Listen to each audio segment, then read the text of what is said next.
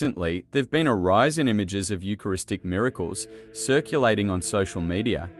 One recent image, taken from a cell phone at a Catholic music concert, shows a Franciscan friar named Father Jose carrying in procession the monstrance. We can clearly see rays, or what seems to be light, radiating from the sacred host. This isn't the only Eucharistic miracle that has been reported for the year 2024. Just recently in India, a sacred host had turned into flesh and blood.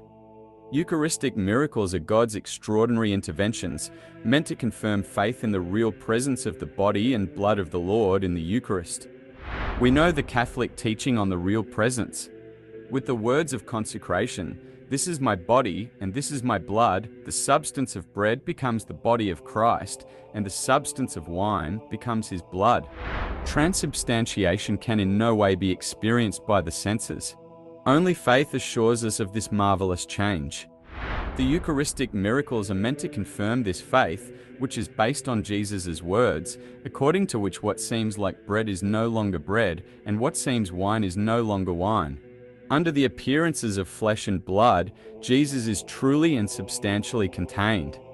For this reason, we can adore Jesus, truly present under the species of flesh and blood. However, sometimes God also allows the appearance of bread and wine to be changed. God usually allows this type of miracle to occur to strengthen the weak faith of an individual or even a whole community.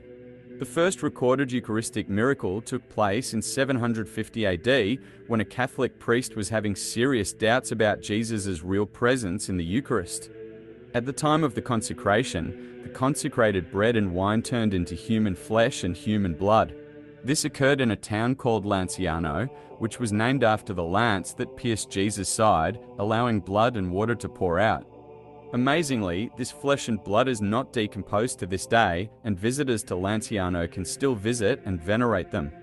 In 1973, the World Health Organization did a series of tests on this flesh and blood, and the findings were astounding.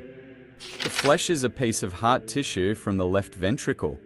The blood is type AB, which is the universal recipient. Both the flesh and blood showed signs of being alive. More recently, there have been several similar miracles around the world. Two of these miracles occurred in the Archdiocese of Buenos Aires. In 1992, some particles of the Eucharist were placed in the tabernacle to dissolve and be properly disposed of, and were later found to have changed into a red substance. In 1996, another Eucharistic miracle took place in Buenos Aires.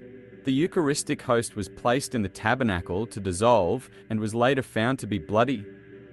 Not all Eucharistic miracles have been scientifically investigated, but the ones that have been investigated produce similar results. The flesh is from the heart of a beaten man with blood type AB, which, in case you didn't know, is also found on the Shroud of Turin.